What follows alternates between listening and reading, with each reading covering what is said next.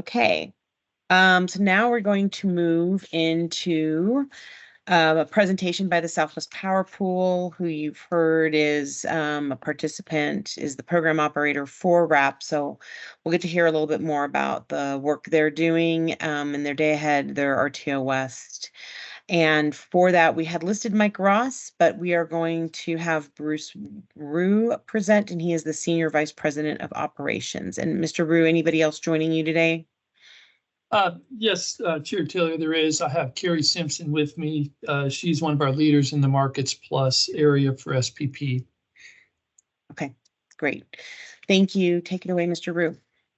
Okay, thank you. I'm going to go briefly through who we are. I know Mr. Gray covered RTOs a little bit, but Southwest Power Pool has been around since 1941 when utilities got together for a critical war effort to expand aluminum production in the central part of the U.S.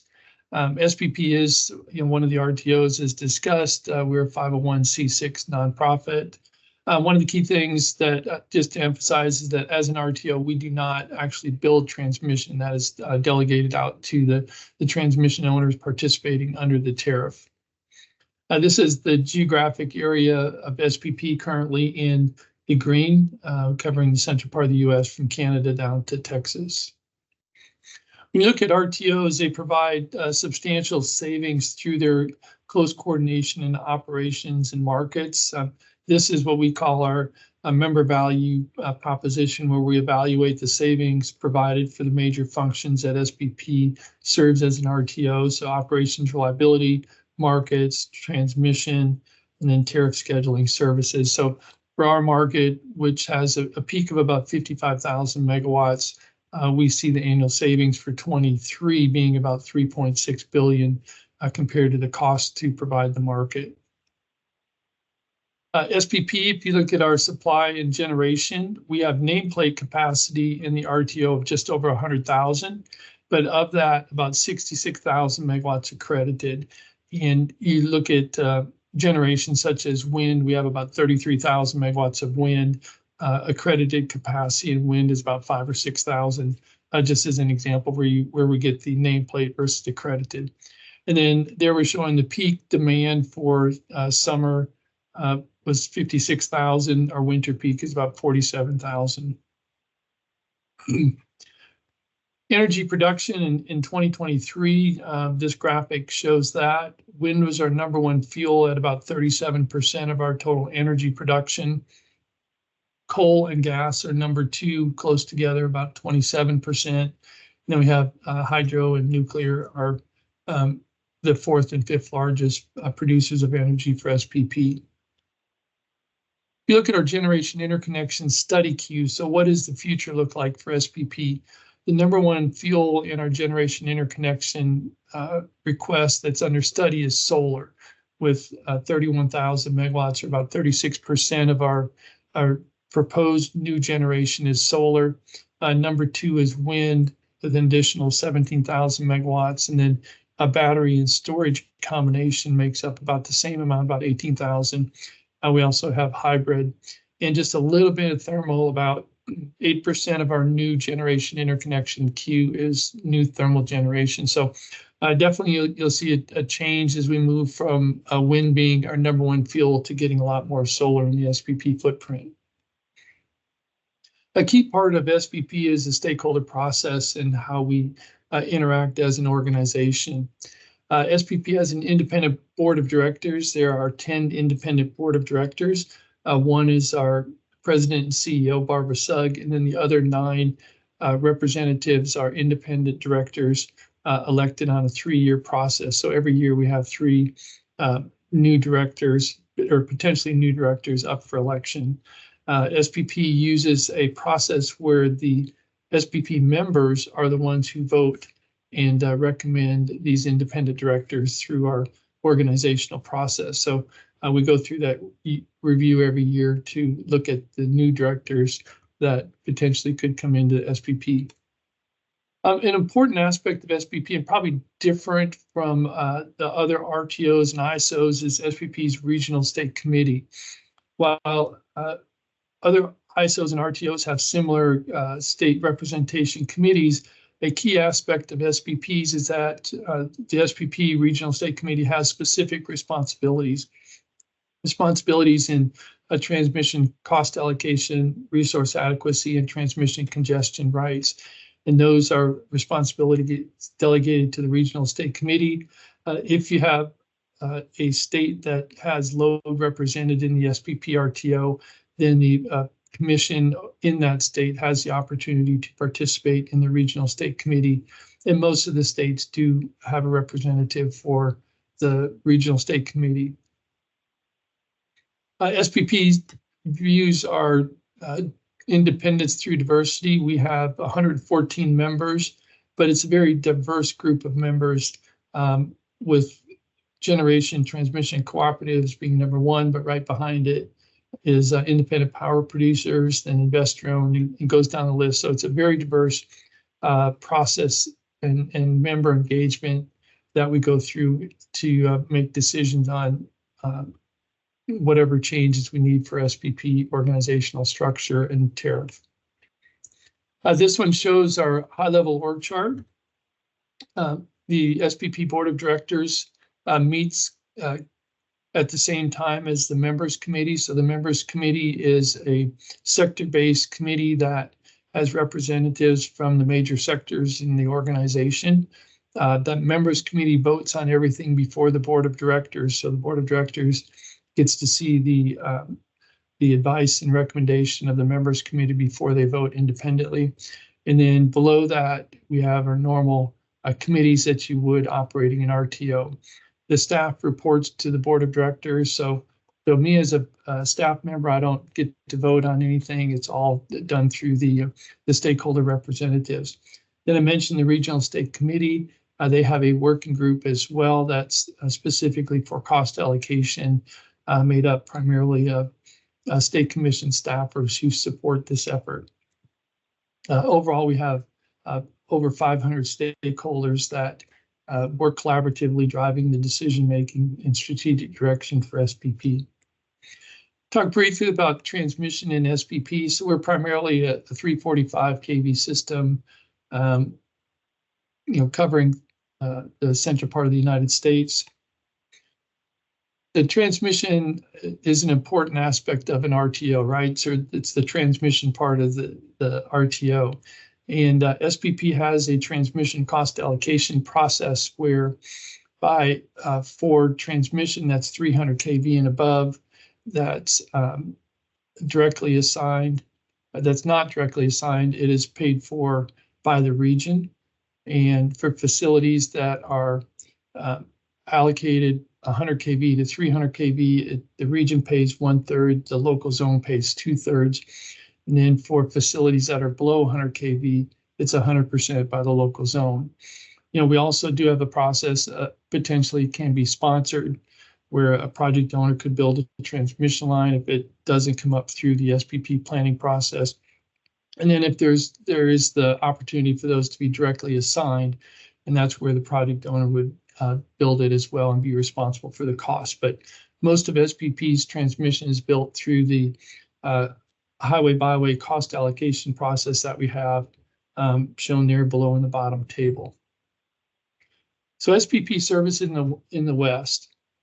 So there are several things that SPP is engaged with in the Western Interconnection. The first is the expansion of the RTO, and I'll talk more about that in the next few slides. We also provide an energy imbalance service market. This is very similar to the California EIM market. It was launched in February of 21, and we have over 13.5 gigawatts of market load participating in the energy imbalance market. Most of those participants in the WISE market will be transitioning to the SPP RTO that I'll talk about in just a minute. We've also been doing a lot of work with Markets Plus, and this is SPP's day ahead and real-time market. And I've got a couple of additional slides on Markets Plus as well that I'll go into. SPP also serves as a reliability coordinator. We've been doing that service since 2019 for 13 Western transmission operators. We do also facilitate the Western Interconnection Unscheduled Flow Mitigation Plan, helping 6 organizations manage grid congestion. And Mr. O'Brien has already talked about SPP's services that we provide under contract to the RAP, so I won't talk about that anymore. This map just shows the general area of these different services that we provide. As you can see, it covers most of the Western Interconnection. So at one level or another, we're involved in most of the Western Interconnection with the different activities that we're engaged in. So RTO expansion into the West. So let me go cover a few slides with more information on our RTO expansion activities. The dark green here shows the area of the general area of service for the 9 participants that have committed to move forward with the RTO. They're currently under development, and SPP did give board approval for proceeding forward. And at this point, SPP has filed the tariff at FERC earlier this month in June. So we're anxiously awaiting FERC's approval of the RTO tariff. Let me walk through a few of the things that are specific and important to understand about this effort. Well, one, I think you'll notice that the geographic area does not extend all the way to Nevada, but we do have service territory in Utah and Arizona. So in order for Nevada to participate in the SPP RTO, you could either have an additional entity join that would be connected to Nevada, or entities in Nevada could obtain transmission service connecting to the SPP RTO and be able to participate in the SPP organization. As you can see, we already cover multi-state, so it's the process that we're setting up is designed for a multi-state RTO. Just a little more detail into the RTO expansion. So this list here shows the committed members. And again, the committed process here is that they're committed to support SPP in this development. They don't actually sign the membership agreement until right before they go live on April 1st of 2026, but they have a contractual commitment to fund SPP moving forward in this development. When you look at the overall requirements that these parties work through, they went through an expansive process looking at governance changes for the organization, and they really came up with very few. For this expansion, we're going to continue using the SPP existing tariff in a single RTO, so it's not a new RTO or new tariff. It is the expansion of the existing RTO, and I think that's an important aspect to note. And to do that, there's very limited changes to the governing documents that we currently use today. So it'll be operated essentially similar to SPP today, just expanded over a larger footprint. We do expect there to be some limited West-only working groups for specific things that would make sense for us going forward in this expansion effort. One of the things is that for a balancing authority, we are going to have one balancing authority, but with 2 balancing authority areas, one in the Eastern Interconnection and one in the Western Interconnection. So we're going to consolidate the balancing authorities in the Western Interconnection into a single balancing authority, and then we will optimize across the DC ties. We currently will looking at using 3 DC ties with 510 megawatts of bidirectional capability, and that will give us a single market solution to be able to have price convergence between the West and the East markets. It'll also allow us to do good power transfers in times of challenging situations. It'll provide additional resilience for us operationally as well. And then, as I mentioned, the current governance structure will expand to be inclusive of any Western Interconnection membership. So we have a diverse membership in our organization in terms of the specific working groups and committees, and we'll continue to be inclusive of the Western Interconnection parties in the representation of those groups. One of the things that we see as a benefit for both current and future SPP members is just the diversity of solar and wind. When you look at SPP's current footprint, we have a lot of wind.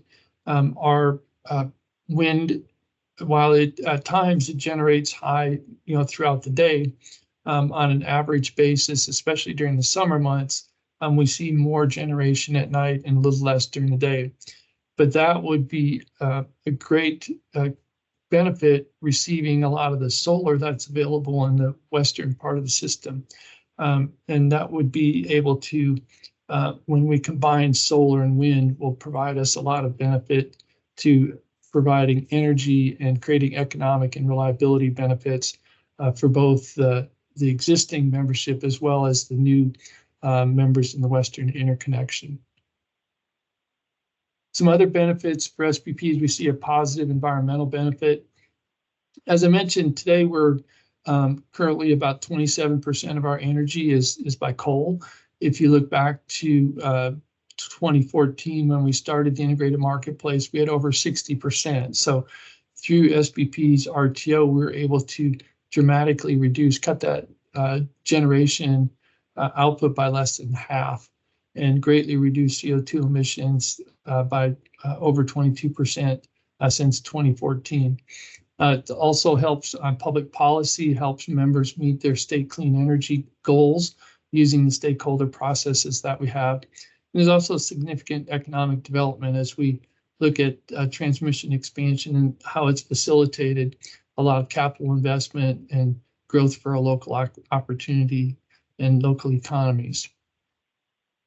The high-level timeline of the overall RTO expansion project is targeted for April 1st of 2026. We're currently on schedule after getting our tariff filed. We're beginning development of the systems and on track to go live in 2026. Let me transition then to Markets Plus.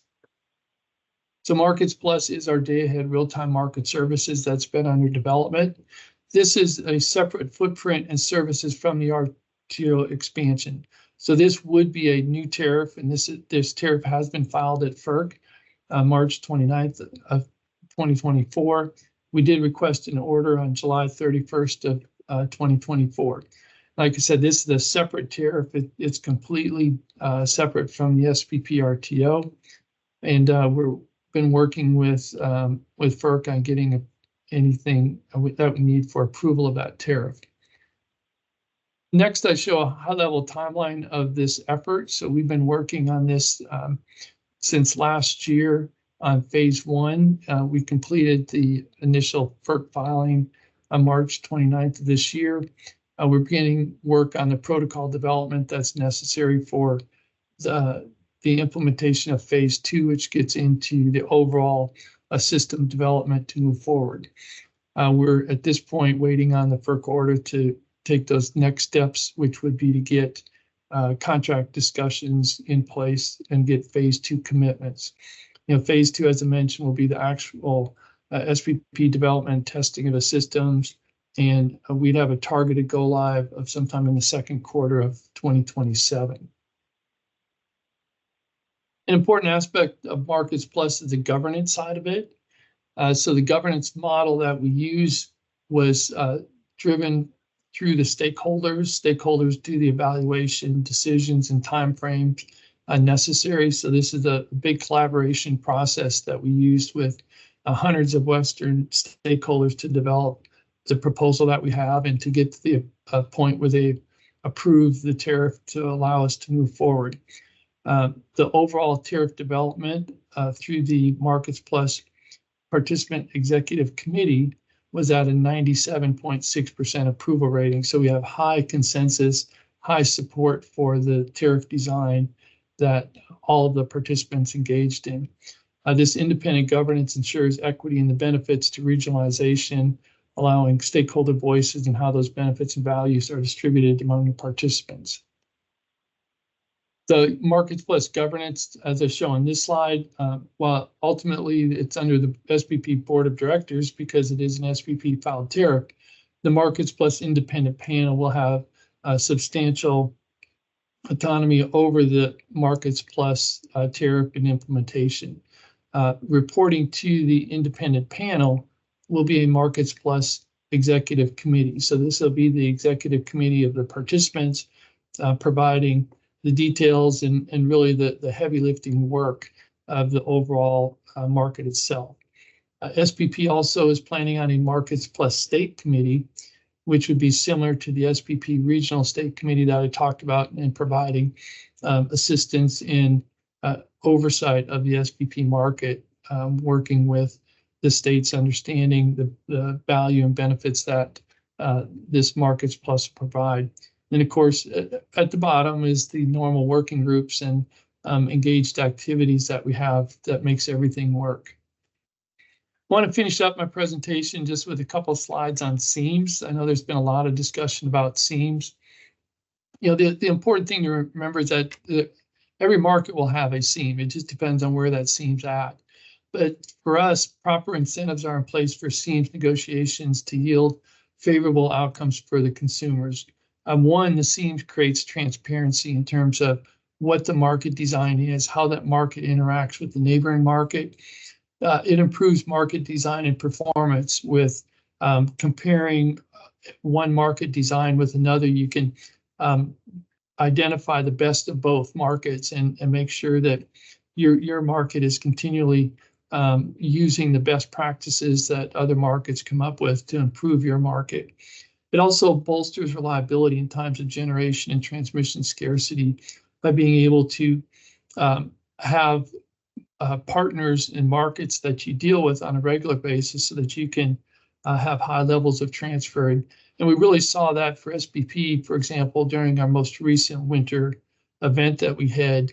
We imported levels of up to 7,000 megawatts during that storm, which for us is a level that we'd never hit before. And that's due to the large markets that are next to us and the ease at which it is being able to coordinate with them to transfer those large amounts of power into our footprint on a seamless basis. And, you know, eventually those extensive benefits yield significant value to the market participants. And, you know, they establish great value for not only in the short term, but the long term as well.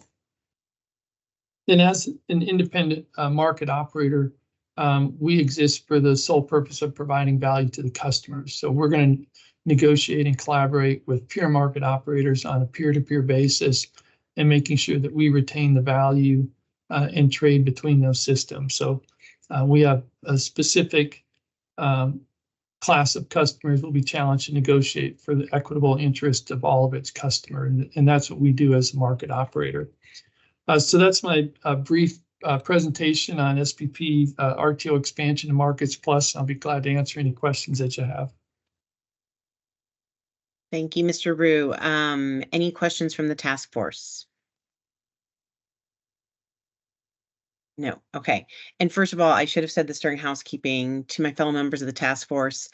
I know that this is running longer than expected in terms of the presentations, but again, thought that it was important to get all of these sort of baseline presentations done. So please, thank you for your patience and for giving the last two presenters the opportunity to run through the work they're doing. I have two quick questions. If you could go back to slide 22 and just talk about, with a little more granularity, what would happen. I understand, you know, the two options for Nevada with SPP RTO West, which is either there's an additional entity that joins and is more adjacent to Nevada, or what would happen if Nevada's transmission providers decided that SPP was where they wanted to go for a market for an RTO, but there was no adjoining entity. What would that look like? And what would the cost and impact be to reliability in Nevada and ratepayers in Nevada? Sure. So what we would do is the interested parties in joining the RTO would obtain transmission service to connect to the SPP RTO. And then with that transmission service, we'd be able to optimize transfers between the existing load serving entity in Nevada and the rest of the SPP market. So it would become just part of the SPP market. We would optimize it as a single consolidated balancing authority. So Nevada customers would get the benefit of sharing those operational costs with the rest of the SPP footprint based on the connectivity and size that was obtained in order to join the RTO. Okay, thanks. The other question, I wanted to go back to your interconnection queue and ask about what is the current time frame for interconnection studies, especially with solar? Sure. So we have a process right now that we're working on with the interconnections. We have over 20,000 megawatts of assigned interconnections. Our queue was backlogged, and we've worked through that to where we're still about a year and a half or 2 years behind.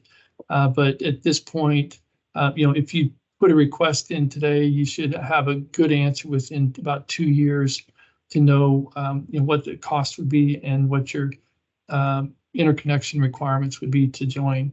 But like I said, we have probably, I think it's almost 10,000 megawatts of solar that's signed and ready to be built in the SPP footprint already.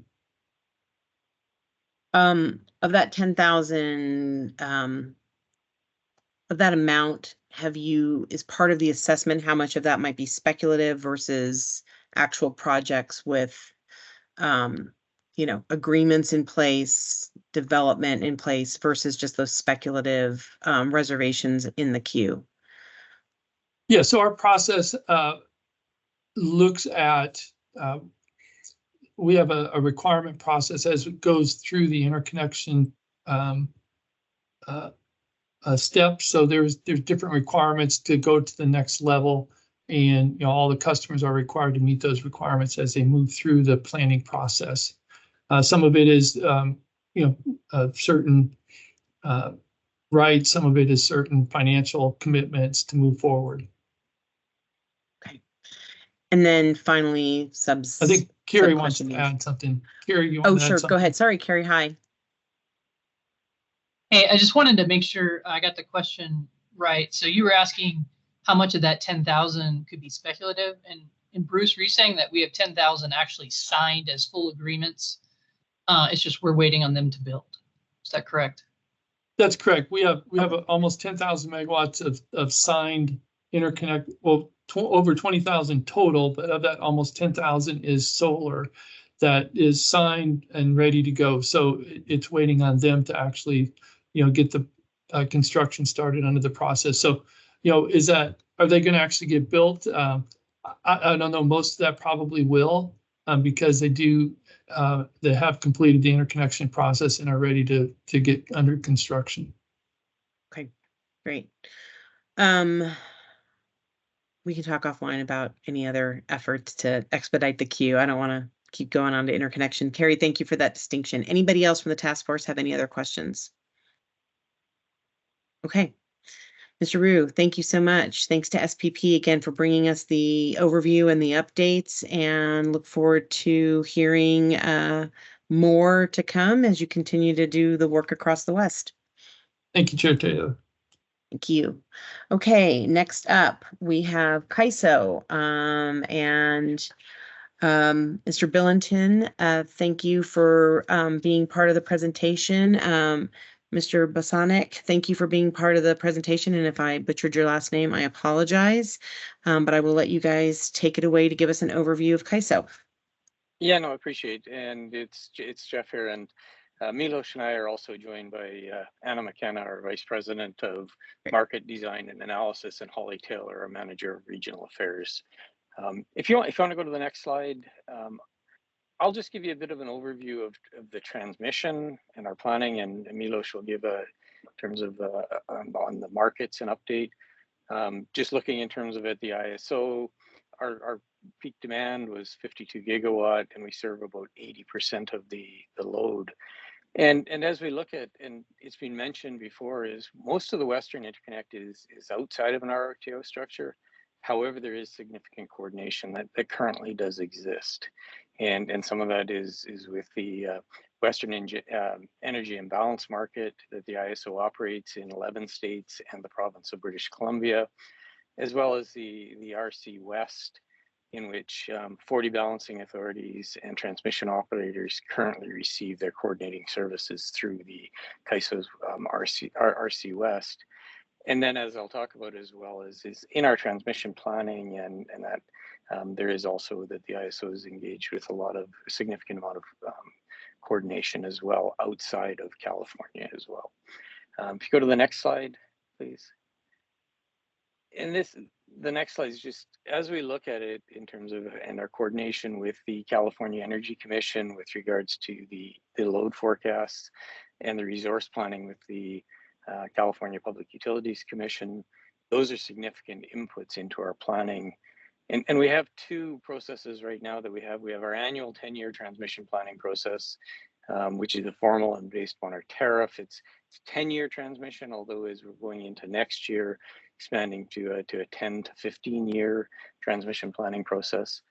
And as we've had with the accelerated of the load growth due to electrification and the escalating renewable energy needs, our transmission planning, particularly over the last 3 transmission plans, as indicated on the slides, has increased where we averaged about 650 million per year over the last 10 years to in 2021, 2022 to 3 billion, 2022, 23 to 8 billion. And in the transmission plan that was just approved by the ISO's board for the 23-24 transmission plan, it includes $6.1 billion worth of transmission. And that's in large part due to the escalation of the load and the renewable resource to meet the state's goals. And then in 2022, the ISO produced a 20-year outlook looking at the longer term needs, and we're in the process of doing an update it should be coming out in the next couple of weeks. And it's just establishing, and it's for informational basis to help look at the longer term direction, and as we're looking at our near term planning or 10-year horizon planning, that it fits into those long term plans. And it's been really invaluable in terms of from the point of view within the state resource planning and ourselves as we look at it. So one other is in a document I think that was provided and to be circulated, and it's on the website if you don't have it. It's basically a document that we produced called Taking the Long View, that looks at in terms of our planning processes as well as our coordination and collaboration efforts with regards to planning internally and outside of California. If you go to the next slide, this just provides, as we look at it, we started looking kind of at a zonal inside as well as outside, and it's really identifying the need for additional interregional coordination as we plan for the resources that are in the integrated resource plan for the California Public Utilities Commission looks at. But there's a significant amount of out-of-state wind as well that's within the near term as well as in the longer term. And so that this kind of highlights, as we look at it, those needs for increased coordination and collaboration. And if you go to the next slide, this is really looking at that basically transmission development to meet those needs is needed to expand and grow. And as we look at the map here, and we look at the significant transmission that is in some ways planned and underway, there's really 5 projects that are identified kind of in here of the coordination and collaboration outside the California ISO, and that would be the S line that is to it's within the California ISO, but to the Imperial Valley or Imperial Irrigation District, as well as in the 10 West line that is just come into service, kind of connecting California to Arizona through Colorado Delaney connection, as well as we look at what the ISO has conditionally approved in the 22 or 23-24 or the 22-23 transmission plan, the SWIP North project. And that also demonstrates the collaborative as well in coordinating with and collaborating with Idaho Power for south to north needs that they have on that path. And then there's the subscriber PTO model that was approved by by FERC as in terms of the tariff, as well as 2 PTOs that, and when I say PTO, participating transmission owners that have been approved as under the subscriber model, and that being Transwest Express to access wind in Wyoming, as well as the SunZia project to access wind within the New Mexico area. And with those 2 projects being under the subscriber, they become part of the ISO balancing authority area. However, the costs of the TAC are under the subscriber model with the resource developers. And so that's, as we keep going, there's additional and in the longer term plans, and as we look at out of the 15-year or the 20-year, further expansion of resources within the integrated resource plan from the Wyoming and New Mexico areas in those areas. So, and the last slide I'll do on transmission, just to talk about, to give an overview, is there is a fair amount on the ISO. If you go to the next slide,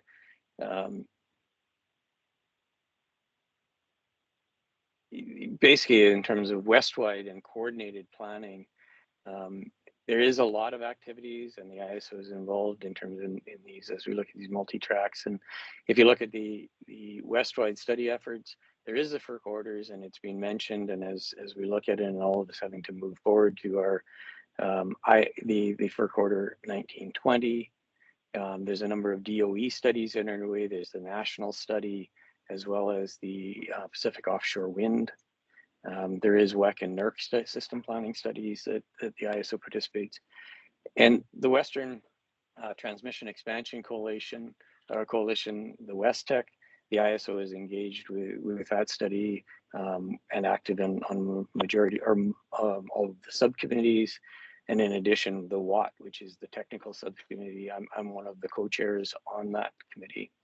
And then there is the work in terms of with the Western States transmission initiatives. We do also have a significant amount of informal meetings and discussions, kind of working with PacifiCorp, LADWP, as well as Nevada Energy, Idaho Power, APS, and Portland General.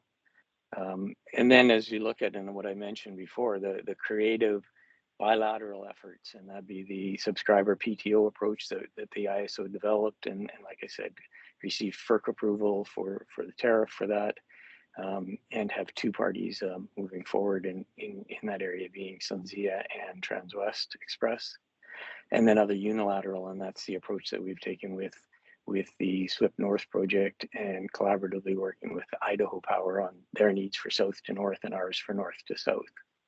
And then there is a significant that we engage in process reform, and these are identified on the slide here. So that really covers what I wanted to talk about, just for an update for our transmission and our collaborative approaches with the transmission for the California needs, as well as throughout the entire West, and what we've actually begun to move forward with for the development of those needs. So with that, I'll turn it over to Milos, and if you go to the next slide, he can provide an update on the markets. Thank you, Jeff, and good afternoon. Can you hear me okay? Yes, we do. All right. Well, so starting on this slide, I'm just going to provide a bit of an update on Western markets, the EIM, the energy imbalance market, and the extended day-ahead market. So this map represents the footprint of the real-time market in the West, the Western energy imbalance market. And there are currently 23 balancing authorities across 11 Western states, representing approximately 80% of the demand in the Western interconnection that's participating in that Western energy imbalance market, which is a common market, again, across the West, that's demonstrated important and tangible benefits of collaboration here over the last decade. We can go to the next slide, please. So what is the Western energy imbalance market? Again, it's a real-time market where supply has been into the market across a wider footprint, those 23 balancing areas that I mentioned. And the market will find the most cost-effective solution and dispatch resources to serve load across that footprint.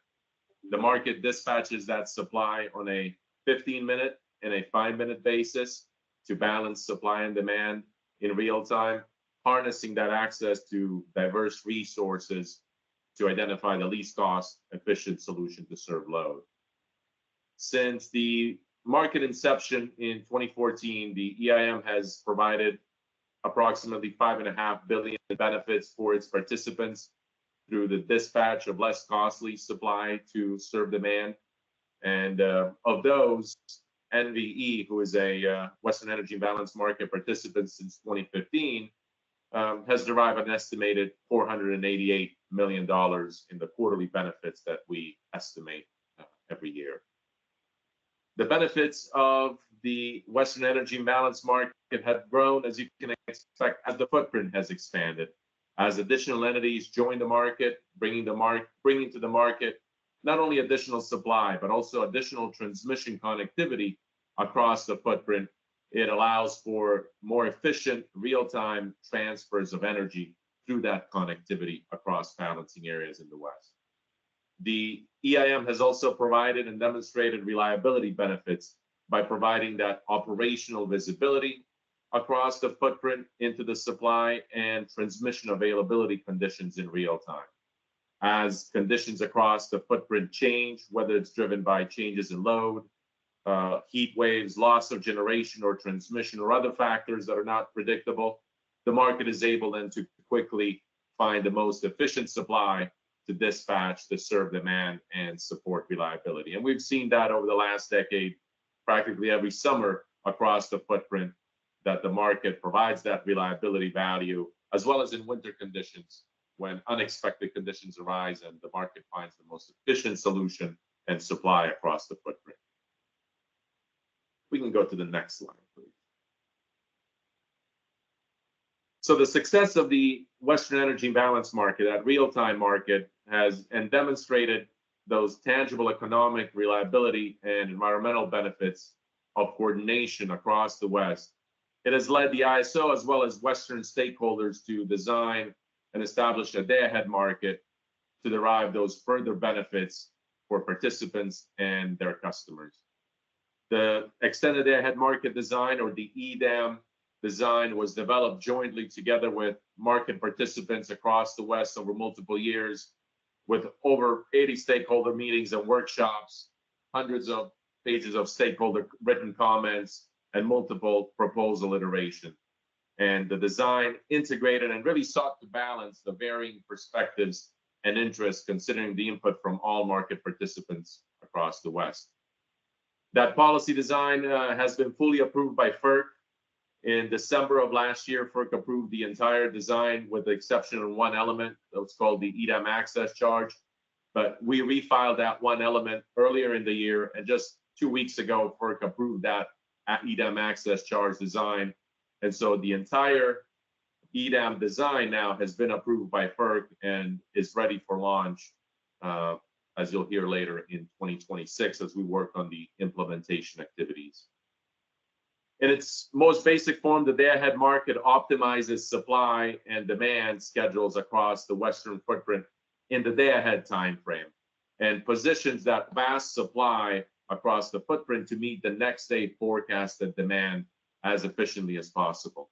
And balancing areas that are authority areas that are participating in the EIM today, they can voluntarily extend participation into the EDAM, into that day-ahead market. And therefore, they would participate then both in the day-ahead market as well as the real-time market.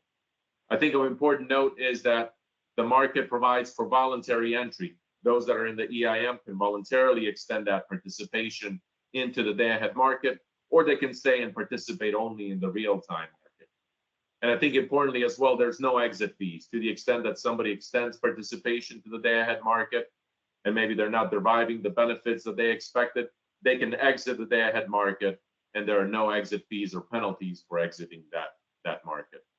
The intent really was to provide for ease of entry and exit to the extent that participants are not seeing those benefits, recognizing the importance of evaluating these markets.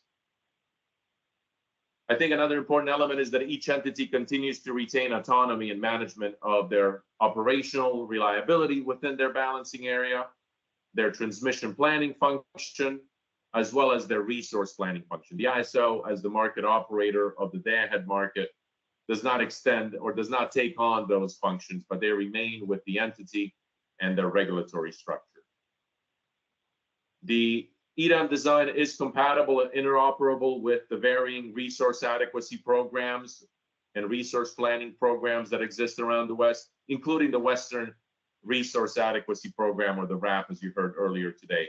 Participants in the RAP and in the other resource adequacy program, they're able to offer the supply that they contract to meet those resource adequacy obligations on a seasonal, an annual, or a monthly basis, and they're able to offer that supply into the day-ahead market to meet their and demonstrate their daily sufficiency, that they have sufficient supply to meet their next day expected load conditions. And the market then optimizes all of that supply to find the most efficient way of serving that supply across the footprint, to serve that demand across the footprint. The EDAM, similar to the EIM, also helps improve reliability through enhanced situational awareness of supply and transmission conditions in the day-ahead time frame, and is able to position the footprint from a supply perspective in the day-ahead time frame to meet the next day expected demand. And that additional visibility into the supply conditions allows the market then to have awareness of whether the footprint has enough supply to meet changing conditions in the next over the next day, and is able to reduce the risk of balancing areas having to potentially declare emergencies to access additional supply.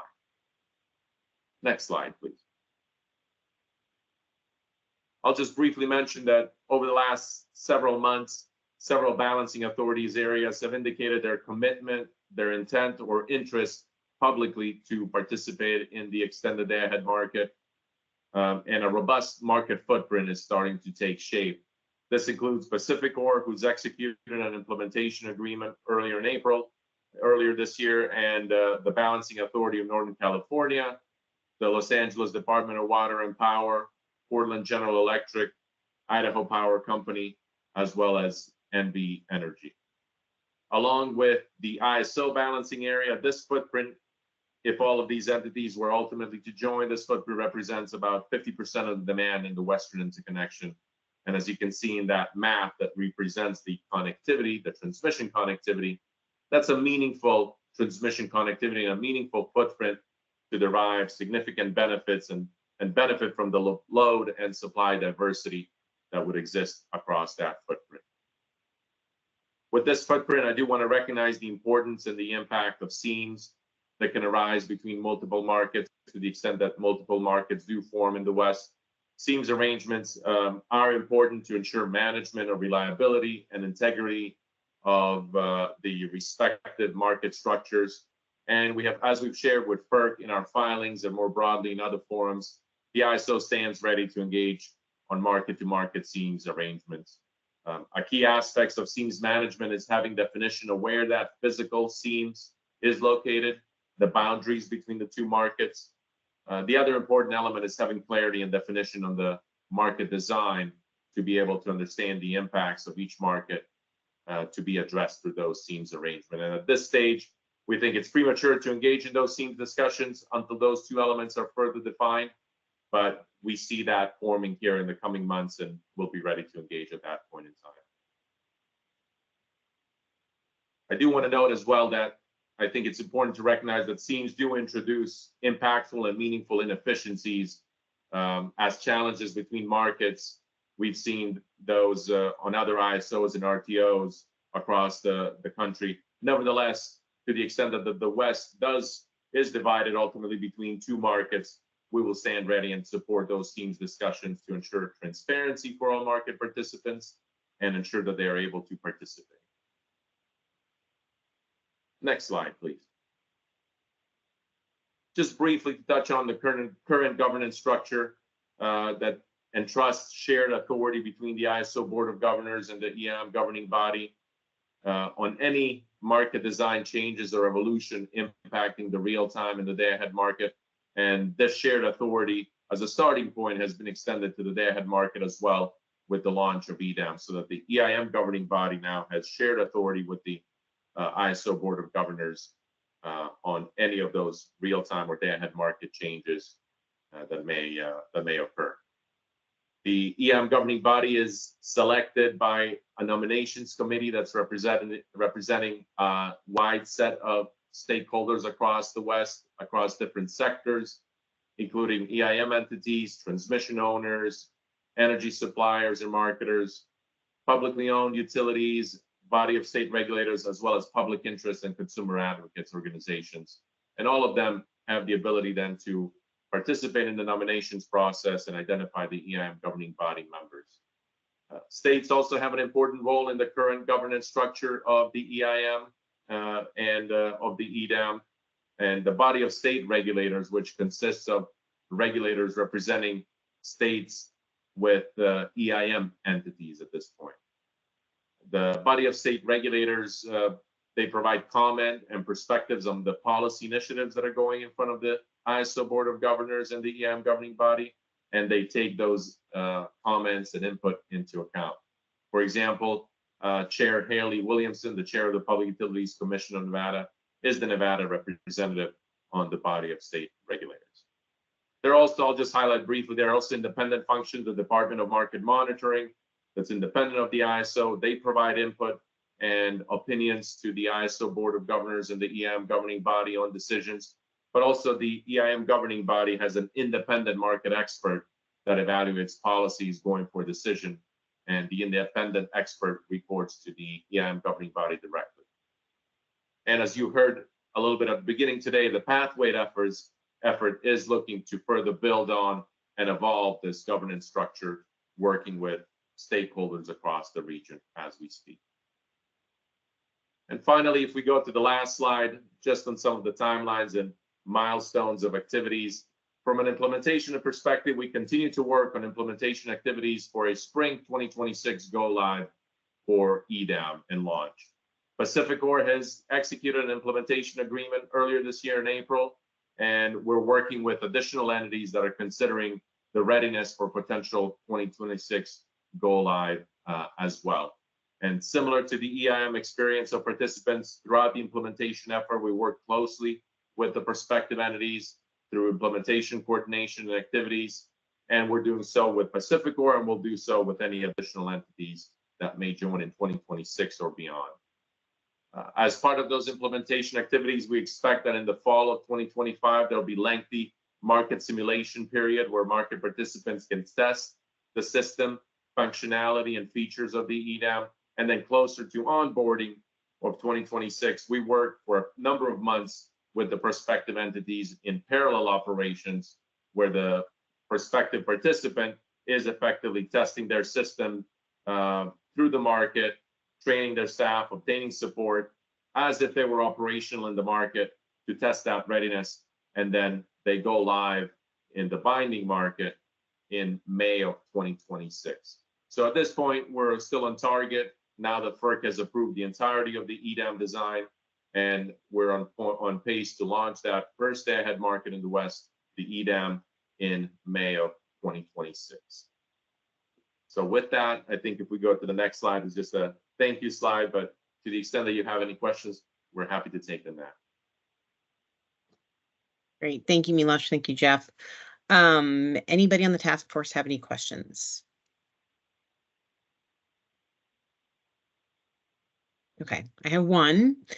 If you go back to slide 10, and I don't know who to ask this question to, but I'm just curious if you have thoughts on how this nearly 50% of the demand in the West may translate to broader economic benefits within the states that are part of those balancing authorities. So does the fact that you've got this significant amount of demand from state to state mean that it provides greater benefits to, say, Nevada for either exporting energy or for being able to import energy for business growth within the state?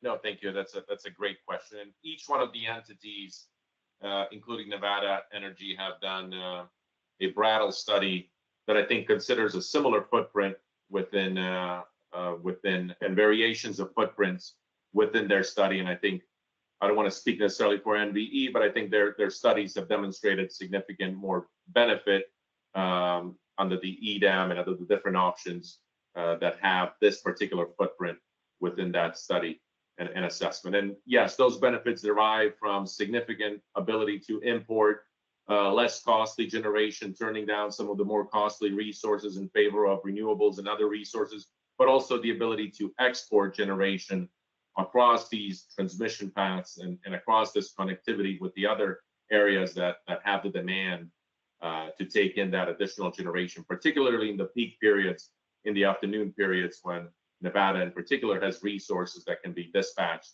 to serve load across other areas when solar resources are ramping down. So the benefits are both from the import of cheaper generation as well as for the export of generation from the area in those afternoon periods and across the day. Okay, great, thanks. Anybody else have any questions? All right. Not, then thank you so much, Milos, Jeff, and the rest of the team at CAISO for being part of the discussion. And hope you guys have a great week. We will move to Kathleen Stacks, who has been waiting patiently to do her presentation on pathways. Kathleen, with Western Freedom, go ahead, take it away. Thanks so much, Chair Taylor. Do you want me to, I can share my screen here. There we go. Can you guys all see my screen? Yeah. Okay, perfect. I will try to go relatively quickly given the time, but please let me know if you have questions as we go. All right. So as Chair Taylor said, my name is Kathleen Stacks. I'm the Executive Director of Western Freedom, which is an organization working on RTO issues in the West on behalf of large commercial and industrial customers. I'm also the co-chair of the Pathways Initiative Launch Committee, and that is the role that I'm speaking to you from today. So real quickly, we have the Launch Committee of the Pathways Initiative is about 26 people from 12 different sectors, and I'm actually looking at this now and realizing this is a little bit out of date on this slide, but this is a representative of who we have on the Launch Committee across the West, everything from state representatives and the power marketing authorities who are all non-voting entities, as well as representatives from IOUs, public power, labor, customers, developers, co-ops, PIOs. It is a pretty diverse group of people. The Pathways Initiative was kicked off in July of 2023 by a letter sent to the Western Interstate Energy Board by regulators from 5 different states in the West: Washington, Oregon, California, Arizona, and New Mexico.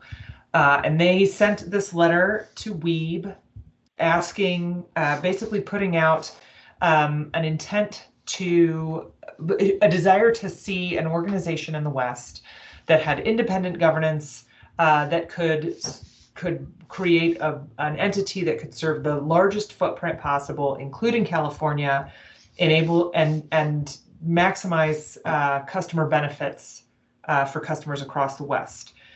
So this letter came to WEEB. A group of volunteers kind of came together and said, all right, let's try to figure out how to make this thing happen. The Launch Committee, again, that group of 26 people kind of got together, raised their hands and said, let's get cracking. And so we developed a mission at the beginning that really reflects the directives from those regulators from the get-go. And I'll just highlight some of the aspects of that mission and really sort of what we're working on and have been working on really since last fall. So again, the independent governance structure is a really important component of this. Given all of the things that you just heard from Western Power Pool and the CAISO and the Southwest Power Pool about how those markets are structured, given that 80% of the West is participating in the CAISO's energy imbalance market, the sort of thing that makes it really difficult for the CAISO to evolve into an RTO to serve the entire West is the governance structure, and the fact that the CAISO's Board of Governors is appointed by the California governor and approved by the Senate. That basically makes it so that the CAISO is not going to turn into an RTO for entities in other Western states. And so the idea was, how do we create a separate, independently governed organization that can build on the market structures and success that we've seen through the EIM, while minimizing costs, minimizing duplication of resources, and that is able eventually to turn into and offer market services up to and including an RTO, recognizing that we have mandates in Nevada and in Colorado for those investor-owned utilities to be able to join an RTO. So how do we create something different? Given that we've run into some challenges in previous efforts to change the law in California that would ultimately change the governing body of the way the governing body is. I'm sorry, the way the board is appointed in California. Those legislative efforts in the past have not been successful. So we have gotten creative to try to find a different way to do it, and that's what the Pathways Initiative is really focused on doing. So one of the early things that the launch committee really spent some time on was developing a set of evaluation criteria. So as we're working on different options for how do we create this new regional organization and an independent entity, how are we evaluating the various aspects of that entity? And so we came up with this list of evaluation criteria. We put it out for stakeholder comment, and the reason that the eighth one there is in blue is because this was one we added on, given some of the stakeholder feedback that we got. But it is also one of the most important principles, we think, for all of the work that we're doing, and that is really respecting state and local authority and the ability for each state to set its own energy goals, its own climate goals, and to acknowledge that this new entity will not do anything to impede each state's ability to set and enforce its own procurement, environmental, reliability, and public interest policies. So we did all of that initial work. We put pen to paper. We had several work groups over the fall. And at the end of last year, put out a straw proposal for stakeholder input that included. Sorry, I'm a little all over the place. So what we've created. My slides are out of order.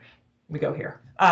We created a stepwise approach to get to this end state. And the reason that we created a stepwise approach was because we got input from stakeholders that rather than taking this big bite, this whole apple in our mouths at one time, let's take some incremental bites, which really reflects the way that the West has worked up to this point. And so how do we make some progress that is demonstrable increase in independence for the EIM governing body and the market services that we're looking at? And then how do we build from that success and move into a full regional organization that has an independent governance structure? And then ultimately step 3, which is beyond the scope of the launch committee. Step 3 is the evolution from that new regional organization into a much broader set of market services and potentially an RTO for the West. So we put out this sort of straw proposal that kind of put out some of these options. We got feedback at the beginning of this year, and then we put out another proposal earlier this spring that had a much more detailed focus on the first step, and then a couple of options for what step 2 might look like, and I will walk through those 2 pieces. I do think it's important. I'll come back to this slide and sort of hearkening back to what Spencer talked about earlier today with RTOs. This initial first step and even step 2 when we're creating this new independent regional organization is really focused on just the energy markets. That's all we're sort of addressing the governance of at this point. The idea is that eventually this new regional organization will be able to take on or coordinate with the CAISO on these other functions that are imperative to maximizing the benefits of a full RTO structure in the future. So these first steps just focused on the real-time and the day-ahead market. So step 1, which was a step designed to be implemented within current California law. So this step one does not require any legislative change in California, but it proposes to change the governance structure of the Western Energy Imbalance governing body from current joint authority with the CAISO board to primary authority over the energy markets. And so right now, what happens is when there are proposed tariff changes to the EIM and ultimately the EDM, once that is implemented and live, there's a proposal that comes forward, and the CAISO board has the ultimate authority over it. If the EIM governing body disagrees with what that change is, it can file with FERC a bit of a sort of a differing opinion, but it's just an opinion and doesn't have any independent weight. One of the big changes that we're proposing in step one is that that the governing body, the EIM governing body, is the one that has the authority over the changes to the market services. So instead of it coming up through the CAISO board, it would come up through the EIM governing body. Ultimately, because the EIM governing body is still underneath the Board of Governors for the CAISO has to file with FERC. But if there is a disagreement after an extensive dispute resolution process, if there is still a disagreement between the CAISO Board of Governors and the EIM governing body, the CAISO will file equal proposals from the governing body and from the EIM governing body, from the Board of Governors and the governing body. At some point, we're just going to have to scrap all the names and start over, I'm pretty sure. But both of those opinions get filed at FERC with equal weight, and it is a jump ball situation. FERC then looks at both of these opinions, decides which one is more just and reasonable, and that is the one that they decide to go with.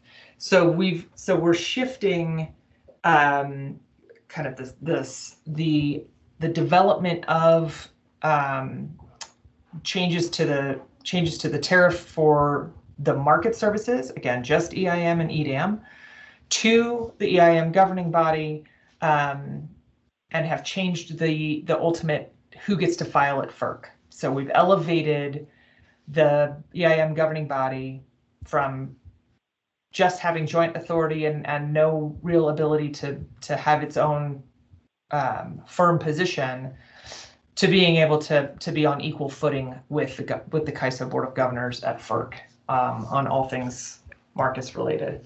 So the launch committee voted on this final recommendation at the end of May and passed it over to the CAISO Board of Governors and the EIM governing body as a proposal for the CAISO to consider.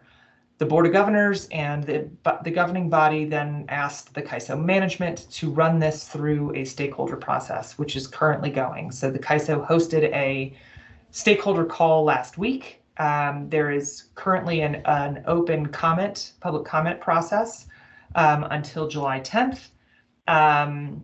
There is a tentative a second stakeholder call later in July with the intent for the CAISO board to take this up again sometime in the August-September timeframe.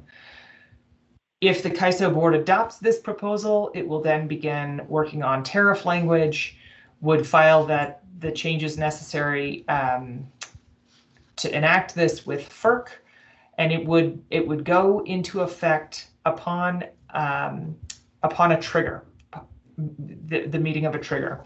So part of the impetus behind developing this first step was to create an incentive for additional utilities to commit to join EDM.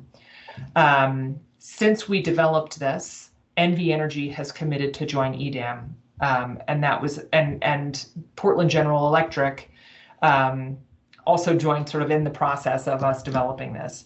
That is significant because the trigger was meeting a certain threshold of megawatt hours committed to EDAM in a geographically diverse way. So we needed an entity from the Northwest, we needed an entity from the Southwest, and getting Portland General Electric and NV Energy committed to join was sort of the first part of this trigger. The trigger doesn't actually occur until all of those entities have signed implementation agreements. So the utilities outside of California who have committed to join EDAM will all need to have signed implementation agreements for this change to go into effect. Right now, PacifiCorp is the only one that has, but we're looking to see those additional implementation agreements signed by the non-NVE utilities here in the coming months, knowing that NV Energy will be in front of the commission over this fall to talk about their own joining the day-ahead market. Some of the comments that we received back on step one include adding local to the consideration of those state policies. So we added that in. You saw that language in that first slide. Highlighting an existing right that the EIM governing body has to start a governance review with the CAISO board if there's a certain level of exits from the EDM. So they'll come back and look at the governance and sort of trigger that if entities are leaving the day-ahead market. And then really in the final proposal, we added some additional information about a handful of the different aspects of the proposal, including the jump ball dual filing process, the trigger that I just described, the meaning of exigent circumstances, which is really where the CAISO can come in an emergency and kind of make sure that they're keeping they're maintaining reliability and preventing any sort of market manipulation. Talking a bit about the body of state regulators, clarifying what the applies to test means, and then highlighting that we're just building upon the existing dispute resolution process that was developed for EDAM.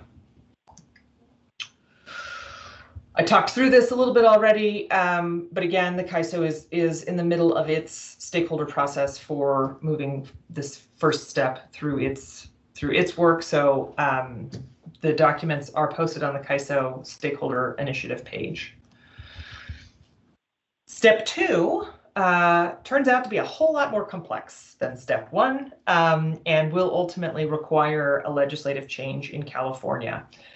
Having said that, I think even before I go into the details of step two, a couple of things worth acknowledging that make this effort different. Part of it is that this proposal is keeping the CAISO balancing authority intact and is not changing that governance structure for the balancing authority for the CAISO in California. So the ability of the California governor and the Senate to appoint and approve the Board of Governors for the CAISO balancing authority will stay. So that is a pretty significant difference from proposals that have been attempted before. To that end, that sort of retention and this focus on keeping state policy has brought some of the historic opponents of this issue to the table. So we have a representative from IBEW, the labor union in California, on the launch committee. And previous efforts have in large part died because IBEW has been opposed to, that has been staunchly opposed to the regionalization conversation. So having IBEW at the table already puts us in a very different political position than we've been in the past. In addition, we have groups like Public Power and the CCAs who have also been previous opponents to this effort. So building already this political coalition that we're going to need to get the change done in California, looking at a potential change in the 2025 session. What that bill looks like and what those changes need to be depends on where we land on this step 2 evaluation. So when we put out the straw proposal for step 2, we included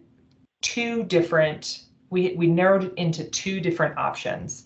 Both of these slides, this one and the next one that shows option 2.5, are busy. And I won't spend too much time getting into them, but just wanted to sort of, for illustrative purposes, put these up here.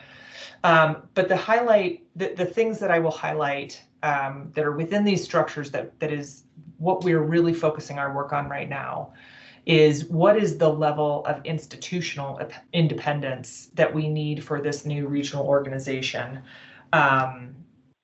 to achieve a level of independent oversight over the market services that really does separate from the CAISO, but is also not putting too much cost on the potential market participants. So that's sort of what the sort of 2 main differences are. Option 2, which was the previous slide, has a pretty minimal level of staff in this new regional organization, and has sort of an implementation agreement with the CAISO. The CAISO will continue to run all of the market services. They will house all of the teams who are working on these issues. And so the institutional governance in option 2 is relatively minimal. Having said that, we are proposing in both of these to give this new regional organization, this separately, independently governed regional organization, sole authority over the market services. So the new RO would be responsible for developing any changes to the tariff relative to the market services.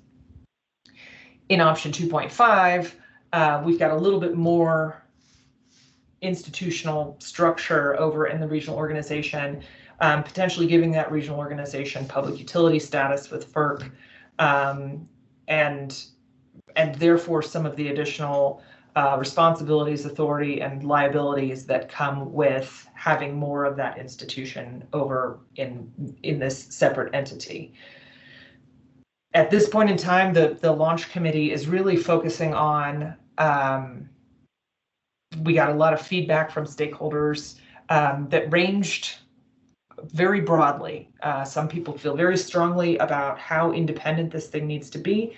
Some people feel very strongly about minimizing costs to the greatest extent possible. And so trying to find somewhere in this spectrum that works for the greatest number of stakeholders and that really, more than anything, opens the door to the future ability to evolve into a full RTO, like Spencer described at the end of his remarks earlier. So our next steps are to refine and finalize step 2. We're going to have a series of stakeholder workshops over the summer. We're collaborating very actively with the CAISO staff so that we can ensure that we have all of their input about what is feasible. Do we have a very good understanding of what are the costs associated with any one of these things?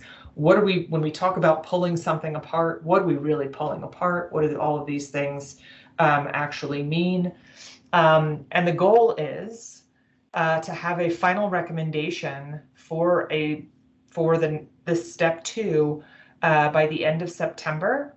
We'll have a comment period at that point in time, and then have something locked down in late October, early November.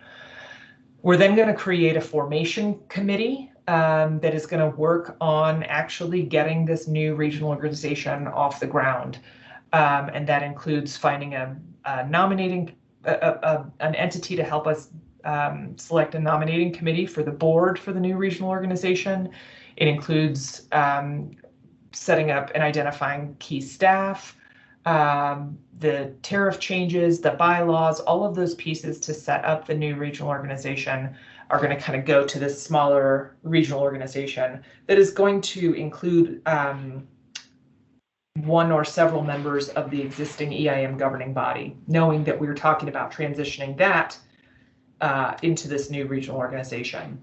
We have ongoing legislative engagement in California to keep them up to speed so that by the time we get to the session next year, we have lined up supporters and bill authors and done all that necessary legislative homework.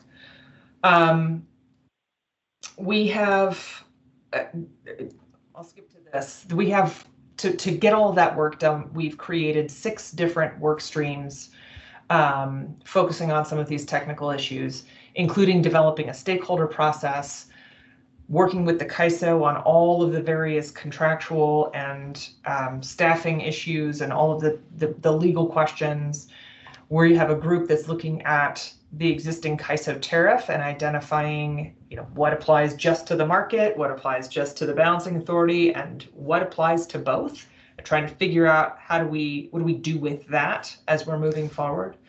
We have a group that's looking at public interest issues, the 2 main topics there being the role of the States Committee and the role of consumer advocates.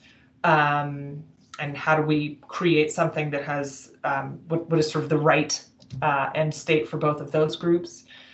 A group looking at the regional organization formation. So this includes, is this the corporate structure? Is this a C3? Is it a C6? Where do we incorporate? Where do we put our place of business? What makes sense politically? What makes sense economically? All of those different components. And then last is the regional organization governance. And so thinking about the board and funding and all of those different pieces. So all of those work streams are ongoing now. I think I have 57 meetings every day just about the Pathways Initiative. But we are working very hard to get to this point in September where we can actually develop a full recommendation.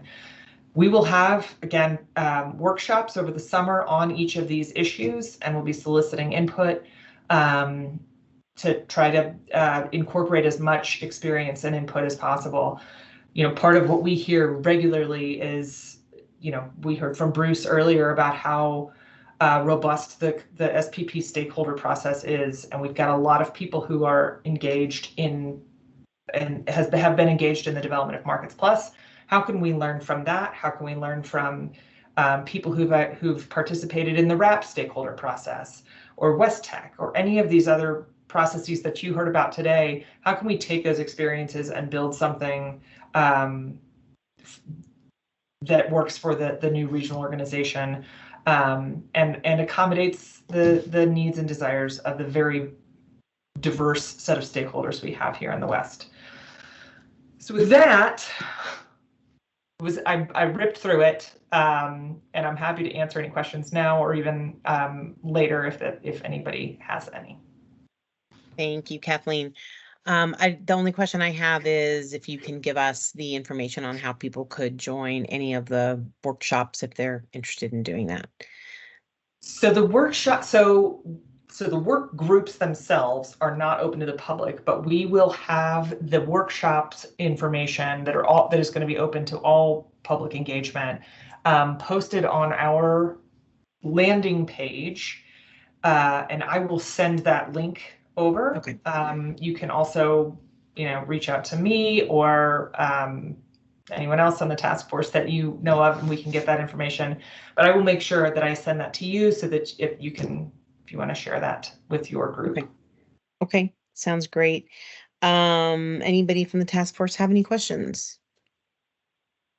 Okay, thank you so much, Kathleen, for your patience, and thank you for the presentation, and we will look forward to hearing updates from you as the initiatives move forward. Okay, then with that, I will move to our second public comment and discussion.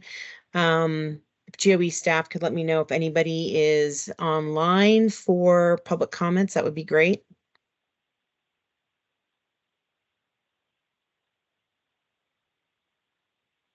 If you have public comment for the end of the meeting, could you please raise your hand?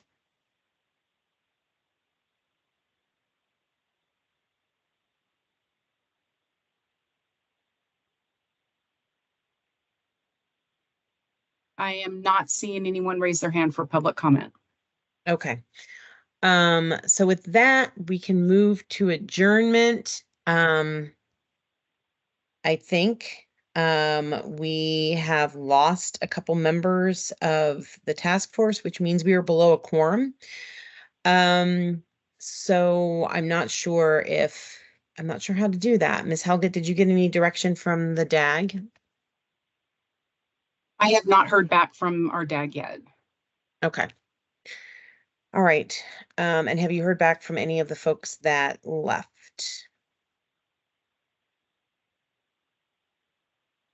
No, I have not. Okay. Jennifer, this is Eric. If you want a motion, I'll make a motion to adjourn. Can we do that? Thank you for somebody who's got more experience with open meeting law stuff than I do. Are we allowed to adjourn if we don't have a quorum? Like, are we allowed to make the motion to adjourn? I don't know. I think we do it and call it a day. Okay, I'll take that, Mr. Wachowski. Go ahead if you'd like to make a motion. I'll make a motion to adjourn. Okay. All in favor? In favor. Aye. Aye. Okay. I guess I should say any nays. Probably not. All right, y'all, thank you so much for hanging in and for letting us get through all those presentations. I hope you have a great rest of your day and a wonderful week, and look forward to talking to you all more. One question. Yes. So do we get the minutes are going to contain the presentations, or do we get copies of the presentations or how that gets usually handled? If GOE staff could advise how they've been distributing minutes and presentations, that would be great. Yes, we will be posting the meeting minutes within a couple weeks. Hopefully by the end of next week, we'll have the meeting minutes posted. And also you can find all of the presentations at our website, and I will throw that in the chat here so that you have the link to our website where you can find all the presentations. Thank you. And if You're anybody welcome. if anybody has any questions for any of the presenters that you come up with like as you look at the presentations or the minutes or you think about it, just reach out to me and we'll figure out a way to get you those answers.